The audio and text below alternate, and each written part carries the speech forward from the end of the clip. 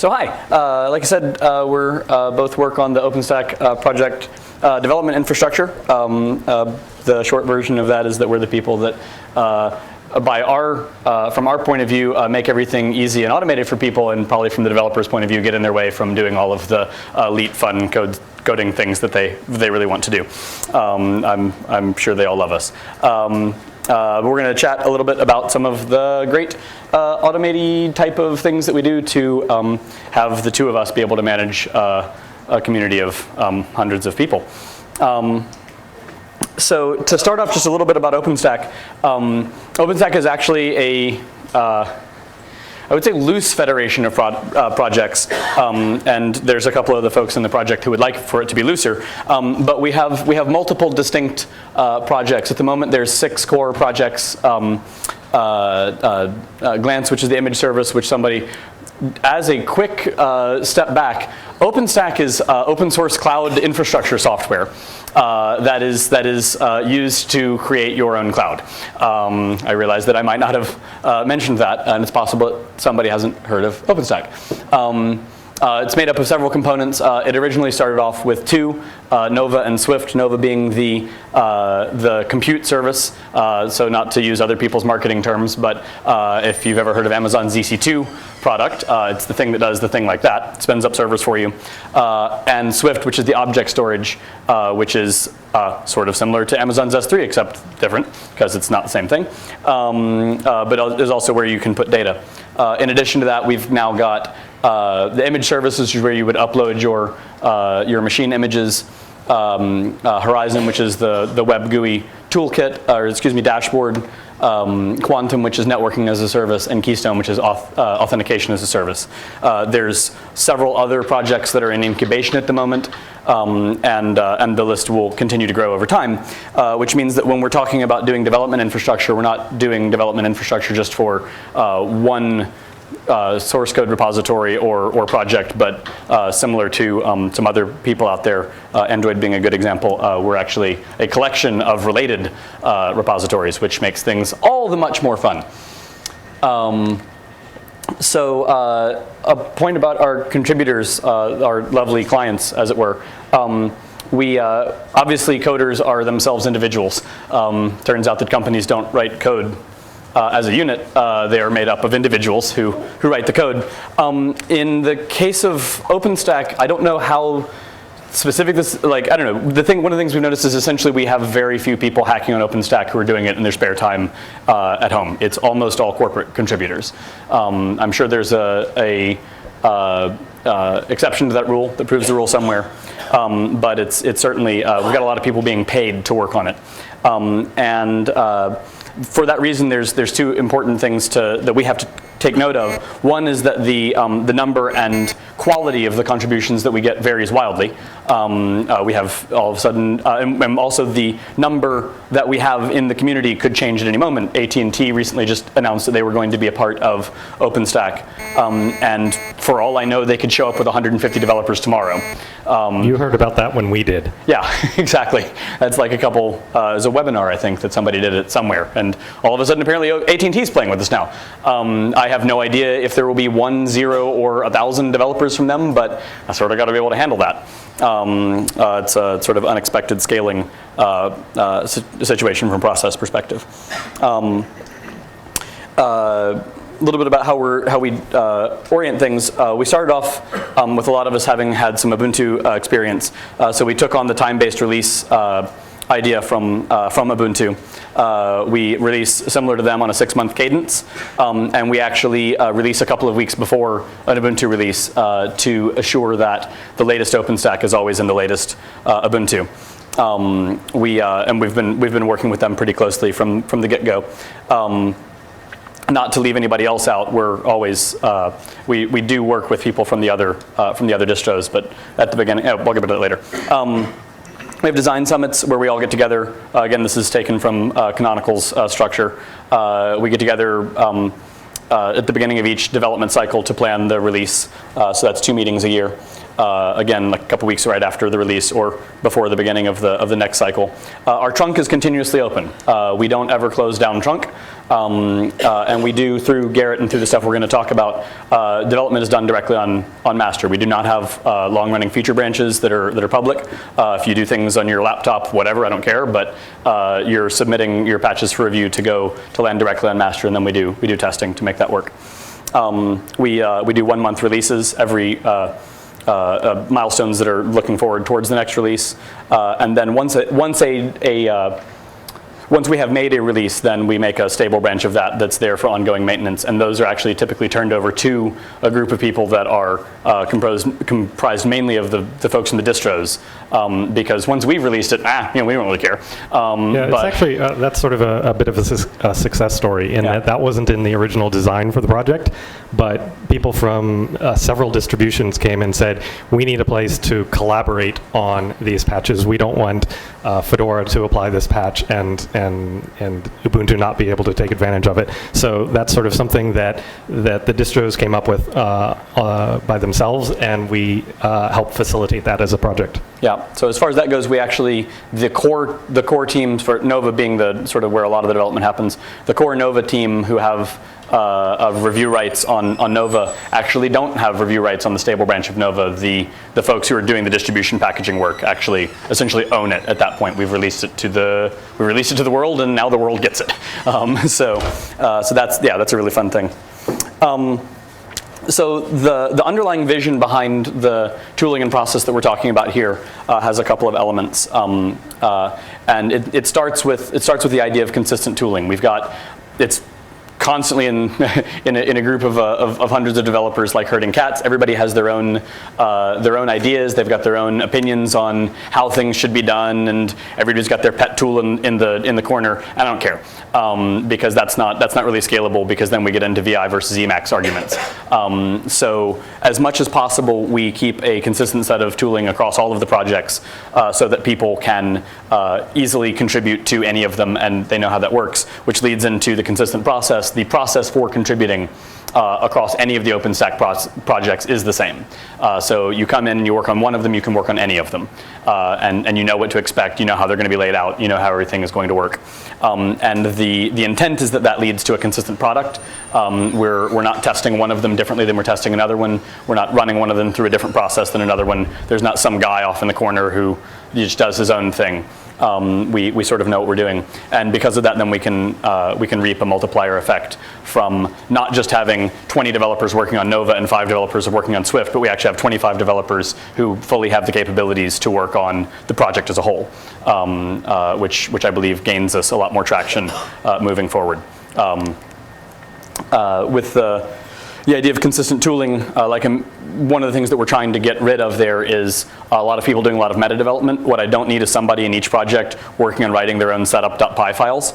It's actually just not interesting work. And typically somebody will go off into the weeds and come up with all sorts of crazy things that might need to be done to create a tarball, and that doesn't help anybody.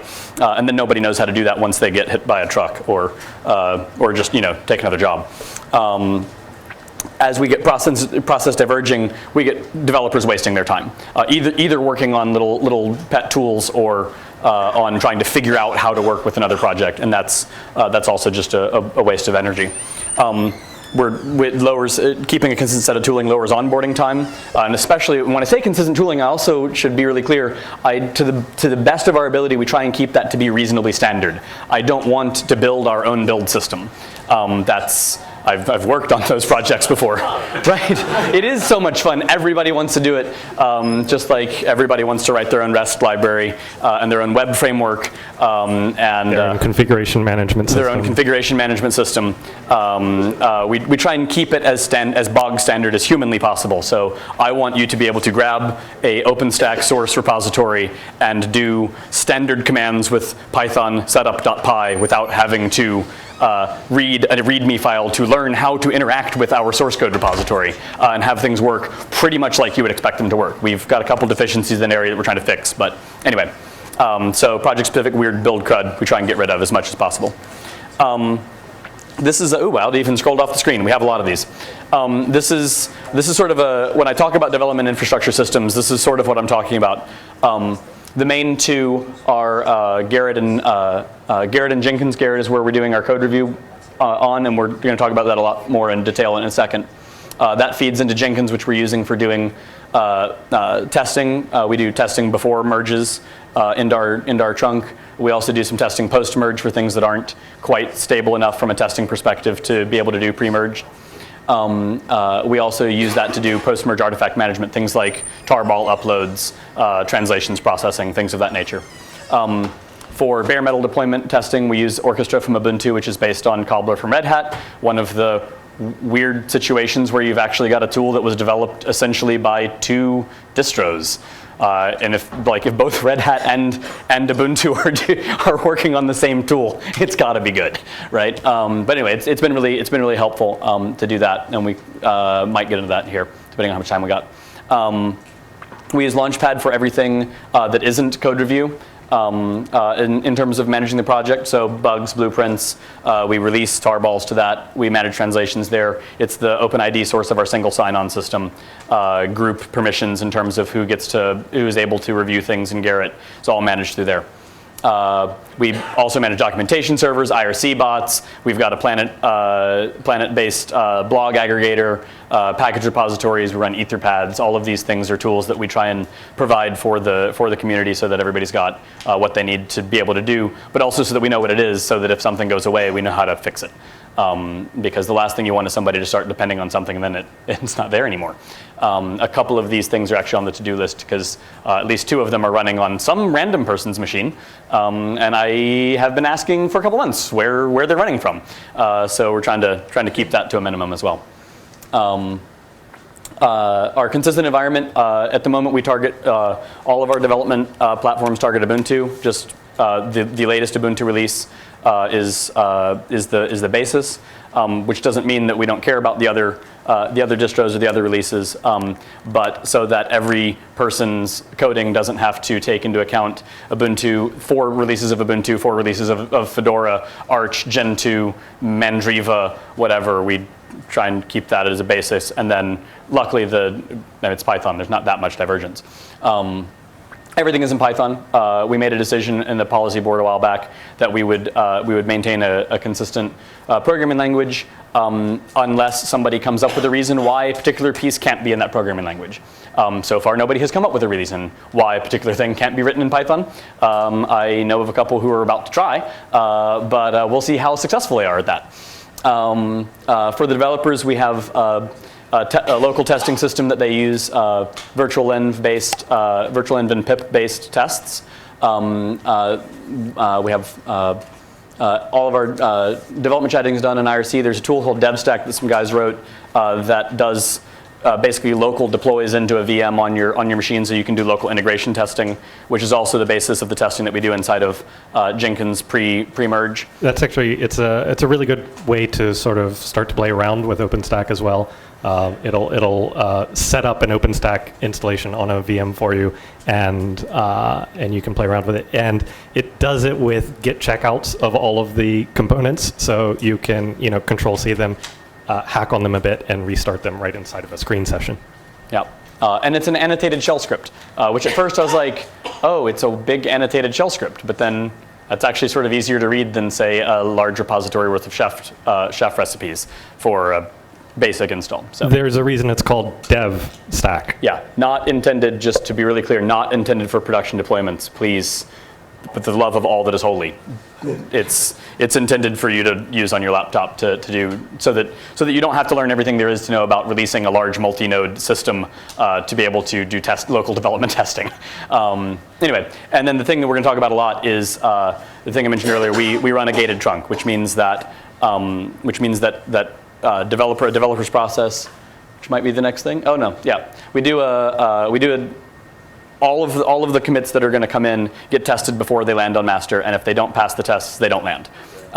So there's never ever a commit ever in the history of the project that has landed on trunk that doesn't pass. At least at the moment, the unit tests. We've been working on adding integration tests to that, but like literally commit 1, we set up the gated trunk before before the commits started rolling. And we'll talk about the mechanisms of that. The reason we do that is many. Primarily, it's to ensure code quality, right? I don't care how much you really want that feature, and if it doesn't work, it's not landing. It's that simple. But one of the other things that it does is it protects developers, right? Because if you're going to do development, you pull trunk and you start doing your development, and then you run the tests, and they break. Guess what broke it?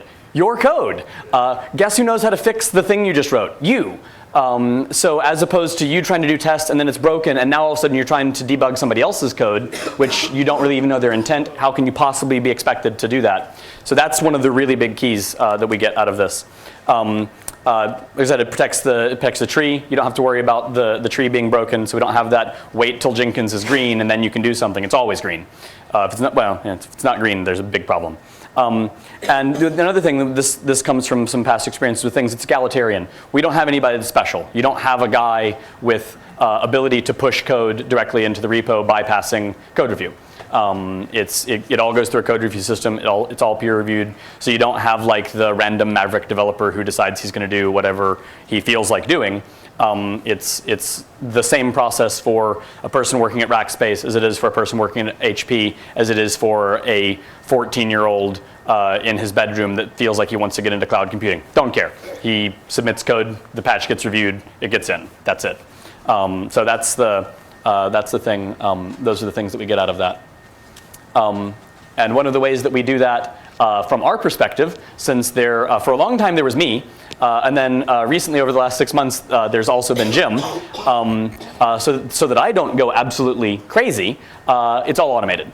Because when you've got enough developers working on things, if it's not automated, it's just a failure. Most of the things that a human might want, any human interaction in this is just an opportunity for failure, and almost never has an opportunity to make things better. Like you can't like land a patch better. Like yeah, I committed the crap out of that. I'm pretty sure you can land it badly though. Yeah, you can definitely land it badly. So if it's a thing where the only human option is to mess it up, it should be automated. And so this is a picture of our nice green Jenkins that runs. This might be a little bit old, but you just ignore that. So the way that the process works to get in that is that a developer checks out code from master, writes it, tests it locally in a virtual env using tools that we've got in the tree. They submit it to Gerrit for code review. It's peer reviewed. It's either accepted or rejected. At that point, it is run through automated checks in Jenkins. As soon as the code review acceptance lands. If those checks pass, the code is merged. If those checks fail, the code is rejected and sent back to the developer for re-review. Yes? I was wondering why you didn't do the automated first and then the peer review. Glad you asked, because that's a huge security hole. Because basically you're just letting anybody submit code to a system and then run on your build farm without anybody having seen what it is. We have the cooperation of a couple of large cloud service providers, and our Jenkins farm runs quite a few Jenkins slaves. And for some of the tests, we build machines on demand and run them. So it would be a useful target to take control of our Jenkins system and use it for nefarious purposes. Yeah. Also, the other reason past security, because there's optimizations that we can make to the process so that if we know who you are, say you're a core committer, I might be a little bit more assured that you're maybe not doing a botnet in a unit test, right? I might know who you are. You might still be doing that, but like I might be a little bit more. You could have a bad day. You could have a really bad day and be really upset. However, there's another thing, which is that I don't care if you wrote good code, right? What I care is when I apply your code to the tree, is that going to be good? So if I test it when you submit it, then I'm testing what you wrote, and that's cool. And that makes you feel good about the quality of what you wrote. However, other commits might have landed. In fact, they probably have landed since you submitted. And so what I need to do is I need to test right before we merge, because otherwise I'm not testing the potential state of the tree that I'm about to produce. And so there's a race condition in there that most of the time it's actually probably going to be fine, but This is me dancing about how most of the time doesn't get you the times it doesn't. So anyways, that's I think we've got a slide about this. But the more normal Gerrit approach to this is actually to run tests on submission. And I think a lot of that comes with a lot of Gerrit installations are likely private. So if it's completely closed, you know that all your contributors are working for the same company, then obviously that's not going to be quite the problem. But we try to be as open as possible. Yeah. Anybody literally, well, okay, you have to sign a CLA because evil, but you have to sign a CLA. So there's one step you have to go through before you can submit code, but I still don't know. I mean, anybody can sign a CLA. That's not hard.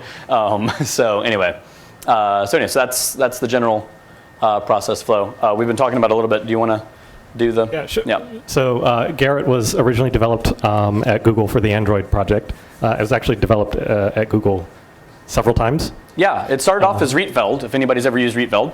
And then it migrated to being the Python version of Jenkins, of Gerrit. If you check out the Git repo and you reset yourself to tag 1.0, you'll see a Python implementation of Gerrit. And then they rewrote it in Java, which how many times that's happened in the history of mankind, I don't know. But so it's a standalone patch review system. It doesn't have a bug tracker or anything else associated with it. So actually, a lot of what we do is integrate Gerrit with other tools. It's kind of nice in that it has a lot of flexibility and a lot of integration points for other tools. So you can it calls hooks on events. You can do JSON queries against it, and you can SSH to its pseudo SSH server. It's not an actual shell, and it'll spew an event stream at you, and you can watch everything that goes on in real time. So we actually, in addition to the things that we're running, other people in the OpenStack community have their own tools that they're building on top of Gerrit to facilitate their own unique workflows. So those aren't required for contributing to OpenStack, but it's great that we have a tool that's open enough for people to build things on top of like that. In fact, in a continuing stream of answers to the question from earlier, we have a guy who's doing on submission tests of, and he does integration deployment tests on a couple of different systems for every patch that's submitted before people review it. He's solved the security problem for that by just not caring, but that's fine because that's his prerogative to do that. It doesn't really, and then that system actually just reports comments back into the Gerrit system like any other community. Anybody can leave comments on a review. You just come in, sign in, comment away. It doesn't have special privileges, but that's great. It's great that he's written that and that people can use that. And Gerrit has extensible review categories. By default, it has the idea that a change will be verified. So somebody, in fact, I think probably the most simple Gerrit installation is that somebody tests each change and says, yeah, I tested that and it works. So then the next thing is you hook it up to Jenkins and it does pre-merge checks. We hooked it up to Jenkins and, to patch set uploaded checks. We hooked it up to Jenkins and did pre-merge checks. And then there's the code review category as well. We've actually added a category to ours called approved. So there's sort of a two-step review process where a change collects reviews and then somebody decides it's time to go in and they set that. Another interesting thing about our installation is that Jenkins is the one that decides that it gets merged. So that's actually something that's a little unusual for Gerrit. All of the people come along and decide whether it's okay to go in, and then Jenkins has the final say as to whether or when it goes in. And that's actually a serialized process. So as soon as that starts, we know that the tree isn't going to change via any other influences. So we can be very confident of what Monty was saying earlier about how those, that the tree was tested exactly as it is when that change goes in. Do you just run that in Samba? We do very similar, and we just let jobs go in parallel, and if they fail, or if the tree's changed while you're going, it just starts again. Do you sort of optimistically assume that the patch is going to be alright and just have one go at it and then the next guy has a chance? Or? Well, so the merge jobs are not permitted to run in parallel, so they get queued up. Right now, Nova's test suite takes about 10 minutes to run, and we lucked out that it takes about 10 minutes to install DevStack as well. So that those run in parallel. So we actually have, I think there's 4 merge jobs that run for Nova in parallel. But the changes themselves are serialized because we don't let any one job do that. And right now, waiting for 10 minutes for your change to go, that's not a big deal for people. We've blown out to an hour and a half. So. Yeah, we may have to revisit that when our testing gets that good.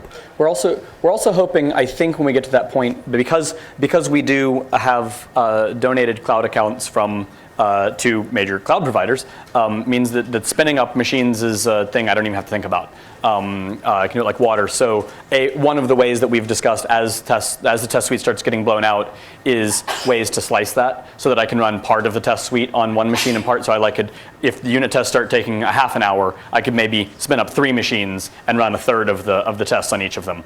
So try and parallelize that. So for each test, I might want to get spinning up 50 machines. But who cares? That's not my machines. So everything that we do, all of our configuration of our systems is either documented or in like Puppet modules that are in Git on GitHub that you can check out. So ostensibly anybody can do exactly what we're doing, even to the point of copying our config files. Now, granted, possibly not everybody can spin up an infinite number of cloud servers without getting charged for them. I promise we didn't design that to drive business to our employers. Of course not. Never would have thought of it. I mean, if you could do that, why wouldn't you, right? Right. So we did. In fact, we're working on I'm just going to diverge here. We're working on there's already a Jenkins EC2 plugin that a lot of people use to do on-demand things, and we've got a guy working on a similar plugin based on the Java JClouds library, which is a PAN provider, so that you can use. So if in my case, where our provider is not EC2 and is in fact Rackspace, that I can have Jenkins spin up those nodes for me. So that's a thing that we're trying to push forward and get that, and that obviously will all be. Might not be obvious. I should say that also everything that we do is open source, and any patches that we do to any of this stuff, the only reason that they're not upstream at the moment is because we're still having to go through some paperwork to get them landed. But the intent is that there's nothing that we do that is private to us. Gerrit just came online last week. So yeah, the kernel.org issue made it. Understandably, obviously, it's tricky. So here's actually a transcript of a review. As a UI thing, Gerrit sort of squashes review text if you're, if it's boring. So the idea is that people can leave comments on this, and eventually somebody decided that this should go in, and Jenkins started doing these merge checks, and they all passed, and so they got merged. Those are all links directly to the Jenkins jobs, so if something fails, it's easy for a developer to go right to it, look at the console output, and realize that they didn't put enough logging in. Yeah. That's never not happened before.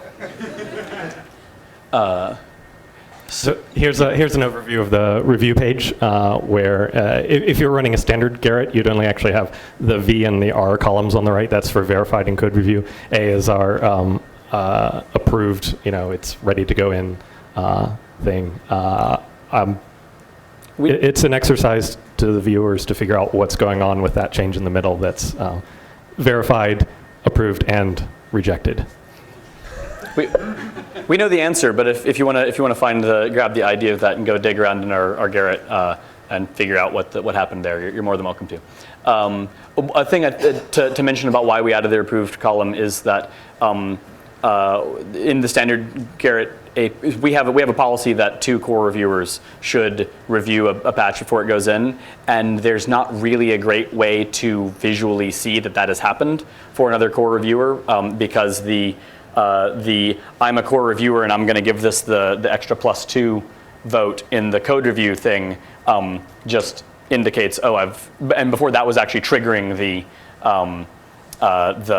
the Jenkins. So we did this so that the core reviewers could vote as a core reviewer, and we could see 2 of them, and then somebody could choose, okay, we've reached the threshold, this is going to go in. So apparently we have 10 minutes, and 14 is significantly less than 26. Oh my gosh, okay, we're going to talk faster. So there's a plugin for Jenkins called the Gerrit trigger plugin, and it's wonderful. It SSHs into Gerrit and watches that event stream that I mentioned earlier. And the version that we're using actually lets you trigger Jenkins jobs on somebody uploading a patch set getting merged. And this is a change that we made locally and we're about to upstream, somebody changing the review state of that patch. So yeah, Lou said earlier we use OpenID from Launchpad since all of the group information is there, and Launchpad supports an OpenID extension which exports group information as part of the OpenID interaction. So Gerrit already supported OpenID, but not in it supported the, hey, tell me what your OpenID is, man, sort of way. And so we put in support for us saying, no, in fact, that's cool, but you need to log in with your Launchpad OpenID. And we have, because of this, we have single sign-on for the project for Gerrit, Jenkins, our wiki, and I don't know, whatever else we want to throw at it. Yeah. So we did bug integration with Launchpad. So we do troll the commit text for bug regexes. We make links into the bug in Launchpad in the description there, and then also we'll auto-generate some topics here. But then in Launchpad, we'll also come in and Gerrit will register with Launchpad that there is a review up automatically. And it will change the state when a developer uploads a patch to Gerrit for review that references a bug. It changes the state to fix committed, work in progress. And then when that patch lands, it changes the state to fix committed. So we get those workflow transitions so people can track it. But the developer actually doesn't have to spend a lot of time going to bug trackers and changing the states of their bugs, because that's sort of wasted time for a developer, honestly. But so we can track that there, and we make sure that we give links to both the commit. We do a read-only mirror of the code to GitHub, which makes it easier for people just to branch it. We don't do anything else with the GitHub, but it's a good place to publish. And then we do and then links to the review if you want to track what's going on with that. Do the same thing with Launchpad blueprints, which are another way of planning. Virtually the exact same idea. We look for. There are bugs that haven't happened yet. What's that? Yeah, they're bugs that haven't happened yet. Blueprints are things you're planning for. Bugs are things that happen unexpectedly. And same thing, we link into as much information as we can into the blueprint on Launchpad so that you can track what's going on with that. Gerrit supports an idea of topics, so you can upload things and tag them in a particular way. We've got some tooling in our Git review tool, which we'll talk about in a second. This is a topic with one thing, but if you had multiple related changes that were to a sort of a longer term development thing, you could track those inside of Gerrit in terms of seeing progress. And speaking of Git review, so the way that you submit patches to Gerrit is you push them there via Git, which is really cool. You push it to weird ref specs, but it's just a Git push command. That does involve a bit of a learning curve for people to learn how to use the various Gerrit features by pushing to various weird URLs inside of Git. It's very cool. You can totally do that. There's nothing that we've done that breaks somebody's ability to know how Gerrit works to do all of the things you can do with Gerrit. However, the fine folks at Gluster had a tool, they also use Gerrit, had a tool in their source tree called rfc.sh that made it really, it was a run this script and it will do the appropriate incantation with Git to submit your patch up to Gerrit. We took that and put it into our trees at first, and that was great. We're like, yay, we've got this thing. And then I don't know if you noticed before, but I mentioned that we've got 6 core projects. We've also got some branches of them, stable branches of those. We've also got client libraries. We've also got ancillary projects. I got really tired of copying this script into every repository. Yeah, and then if we made a change to it, heaven forbid, now we've got to update 15, 20 repositories. We never did. Wait, what? We never updated it. Yeah, we just wrote git review instead. That's true, yeah. So we wrote this. So this is it's in Python. You can pip install it. So pip install git review. We're working on getting it into both Fedora and Ubuntu. So it actually presents as a normal git command, a git subcommand. You just type, amazingly enough, git review, and it does all of the right things if everything is magical. It actually, we stuck a .git review file in our repositories with all the configuration information about where to find Gerrit. So if you've never submitted to Gerrit before, the first thing it does is it sets up your repository correctly and then submits your change to the right place. Yep. And typically, it will also unless you tell it not to, it will rebase your change for you on top of the tip of the thing that you're submitting to, so that your patch is actually the thing that you think that you're submitting. And this is why it's a good idea to use a program like this, because if you didn't, then you would be, git push the address of the Gerrit server refs for master bug, whatever. Yeah. So it in addition to processing the bug, the commit text for bug and blueprint information, we use that to make Gerrit topics for people. If you don't want to put a .git review file in your repo, because there's some people that don't like having that sort of thing in their code repos, the only thing you have to do the only by hand setup step you would have to do is to create a git remote called Gerrit with the location of your Gerrit server, and then all of the git review stuff will work magically like that. So this has been really helpful, and we're able to add various features. We added a feature to this. There's a -d flag to it that you give a Gerrit change review ID, and it will download that change into a local branch for you, so that if you want to look at the code locally, you don't have to know how to do all the various things. You can just, I want this, and it'll grab it for you, and then you can do what you want to with that. So that's really cool. We pushed that back to sent some messages to the Gluster folks to let them know about it. And we've got a couple other projects that have started picking that up. So yeah, so there's nothing OpenStack specific in this. If you use Gerrit, you can use git review. Yeah. And actually, if you want to make it support another review system, that's cool with us too. Yeah, sure. We'll take a patch for that. Yeah. Our git review is managed in the OpenStack Gerrit, so you can git review changes to git review, of course. So how are we doing on time? A couple minutes. 3.5 minutes. We can walk through. So that's we can walk through what we're just about there. Yeah. So we test a lot of things. We on all the commits right now. We've been running unit tests from the tree. We've been working on adding functional integration tests. With the idea that there's some things that we can spin up virtual servers for, do a single server install of that, and do a sort of post-install does this work testing. And then there's other things that we have to do bare metal deployments of. And so we've got some machines. They're not currently operational at the moment. The process works. There's some other issues in there, but that we would do a complete wipe and reinstall from scratch onto bare metal machines, and then deploy that revision of OpenStack onto those bare metal machines and do that testing. There's some issues in there. With both of these, one of the things, like the functional tests are easy for devs to run locally. You can use DevStack on your laptop and run the tests and do it. And so we actually run that because we don't want to run a lot of stuff on our Jenkins infrastructure that a developer couldn't reproduce locally, because then it's really tough if it fails them for them to reproduce the bug and fix it. However, one of the things that we have been developing, and it's not rolled live because we haven't gotten permission to roll it live yet. It's one of the problems with people giving you free resources is sometimes you have to ask them permission to do things with them. Jim wrote some excellent code that on failure will basically install the developer's SSH key on the VM and hand it to them. So if their test breaks if their code breaks the test, here's the VM with your broken system. Fix it. Or use this to debug the problem, and we're going to delete the system in 24 hours. No fair writing bad code to get free servers. Yeah, that's. If you could automate that.